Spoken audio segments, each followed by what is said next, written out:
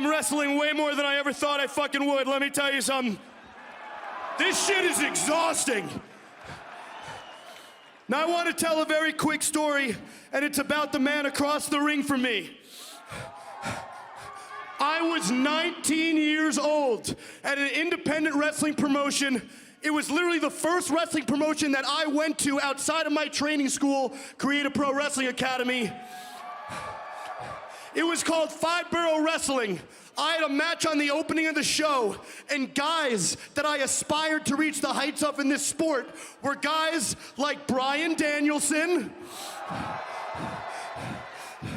guys like Samoa Joe, who's kind of an asshole, and most certainly guys like Kenny fucking Omega.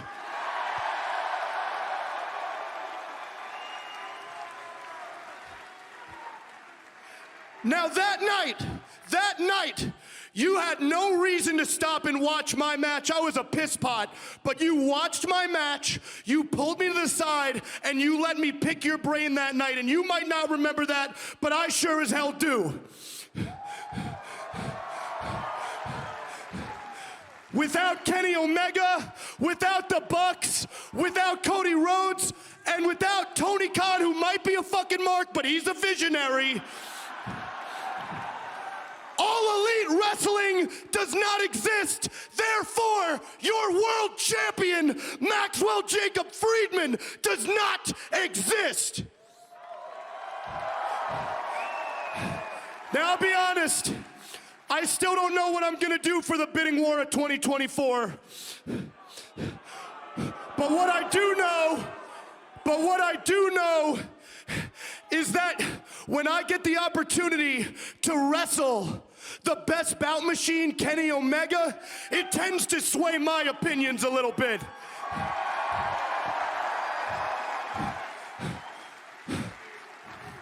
So now, I am going to let Kenny Omega do what he does best. I am going to let him do a goodbye the only way he knows how.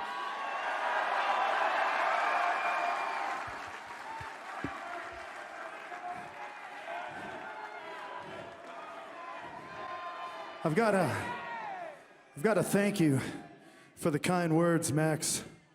And I'm not one to ever ask for a favor, but these squeaky wheels weren't what they used to be.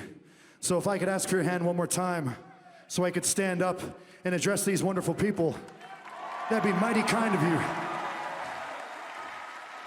Thanks, pal. Oh.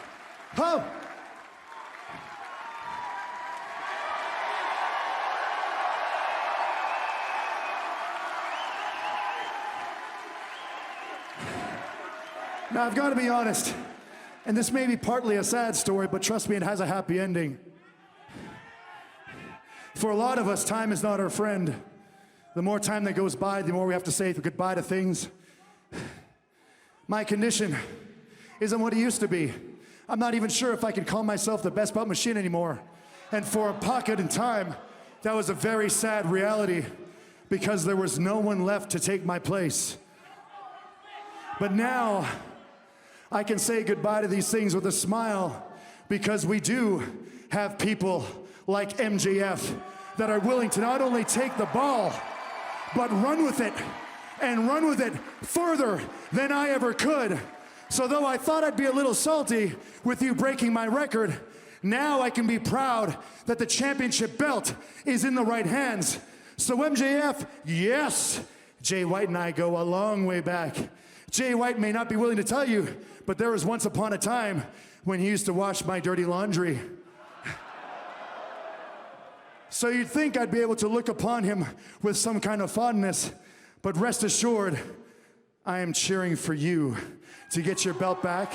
I am cheering for you to lead this company into the promised land, and I'm cheering for you to represent AEW and all these wonderful people for years and years and years to come.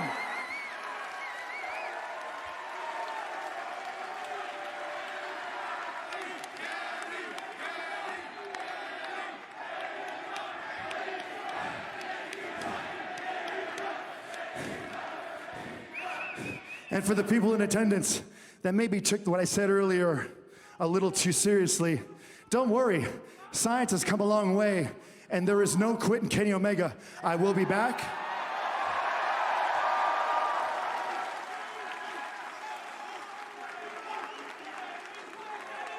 I will be back, and rest assured, Kenny Omega doesn't know what it's like to be an opening act. Kenny Omega doesn't know what it's like to be a mid-card act. Kenny Omega is the best bout machine. And when you make a list of all the greatest memories, of all the greatest matches, trust me, whether it be 2023, 24, 25, I'm gonna make sure I'm on that list. But until now, your champion, the man that is the blood, sweat, and tears of AEW, is standing right here before you.